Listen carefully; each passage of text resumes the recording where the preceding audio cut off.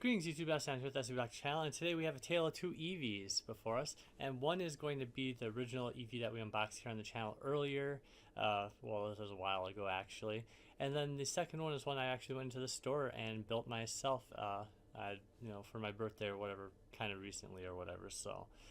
Alright, first off on the left hand side, this is the original Build-A-Bear Eevee, and then they put the little paw, 4 different sounds in the front paw.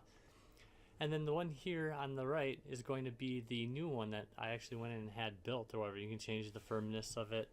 This one is softer, this one's a little bit firmer because I had them, plug in a little bit more of the little fluff that gets injected like through a tube into the back, and we'll see that too. But the first thing right off the bat that you'll notice is the eye. That's the main thing that everybody notices with the new one, is that they don't have the embroidery at the bottom.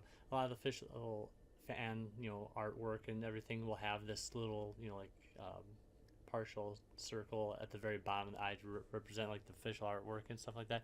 So if you want to match up exactly, it does add a little bit more detail, and you can also see there's a little bit of color differences on the front too as well. This is more of a, this one has more variance between it just because of the plush toy.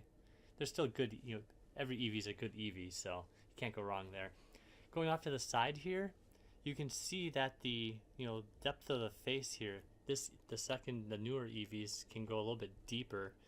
Maybe that's just because I put more fluff in here and stuff, but no, I don't think so. It's pretty much very similar. The other thing is that they come pre-filled in the ear parts, so you can't really change that. The ears are pretty much the same. However, when you go back and you move to the tail part, I'd say the tail part is probably the second most noticeable difference between it. If you look here, you can see how this first original Build-A-Bear Eevee, the tail kind of stays firm and stays upright.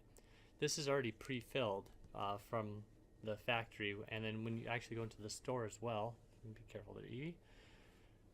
Yeah, it's already, this one here kind of wobbles all over the place, and it is also going to be a little bit flatter, probably because of how they pack it and everything like that. It feels like if you squish it sideways, you can probably get that definition. However, the very base of the tail, you're not going to have it, be able to stand up firm like the original Eevee.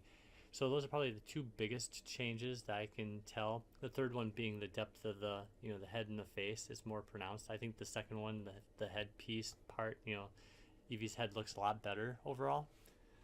And then, there's some of the coloring thing, especially on the face. You can certainly tell really easily that this has, like that whole, plush color changing kind of aspect to it, and the new Eevee is not very noticeable on that. So if you're wondering, this one is a 2006 for the copyright, and then this one is a 2007 or 2017, I should say, 2016 and 2017 for the copyright. So they did make some design changes on it. And then the other thing is, when you actually go into the store to build the second new one, it is really it just feels weird because the bin is filled with shells of them, just skin without any fluff in it. I kind of feel sorry for all the other ones that are still in there, but I rescued another one, so they got siblings here. And then when they do fill them up, if you look on the back here, you can see some of the stitching. That's where they'll actually pull through and seal it shut. And the ones that you actually get made there, you can hide it pretty well. You can't really tell, and they just sew this up with the string that's already inserted.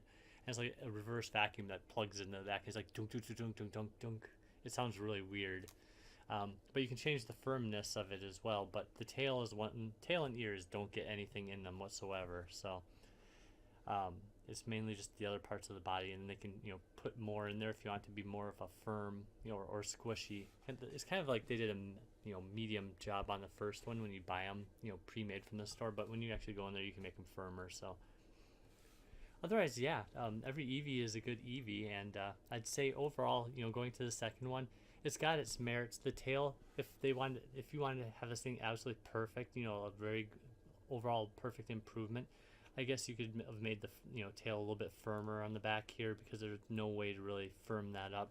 You can tell the stitching and just overall firmness on the original is just a lot better. You can just see how the tail does not flap around, and then if I bring the other one, it's just like wiggle wiggle wiggle. But yeah, there you go. That's it in a nutshell. It is what it is.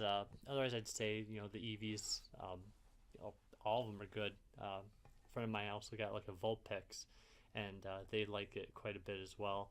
What I can actually do is just cut over. Some of the clothing from the other Pokemon will actually fit on here, so let's just go ahead and do that quickly. Alright, and here we have them both. The original one on the left hand side with the little kind of like sleeper on it. Fits really, really nicely. The other thing though that I've noticed too is like when you have to change the clothing, here on the right hand side, this is the actual like Vulpix jumper, and I think they're pretty well interchangeable between the different Pokemon four-legged kind of like like Vulpix and Eevee clothing. You can easily switch them. The ears and the tail though, the tail on like this one, it kind of like this velcros up the back so you don't have to shove the tail through. But on the old jumper, it is pretty difficult to get the tail through the hole in the back of the sleeper. So on the new one, it's a little bit easier because it's a little bit softer and it's easier to work with. But on this firm tail, as you can tell, it sticks around really easily. This is an absolute pain to get in the sleeper. But yeah, there you go. That's it for today. Throw a like if you liked the video. Subscribe for more videos in the future. Until next time, take care and thank you so much for watching.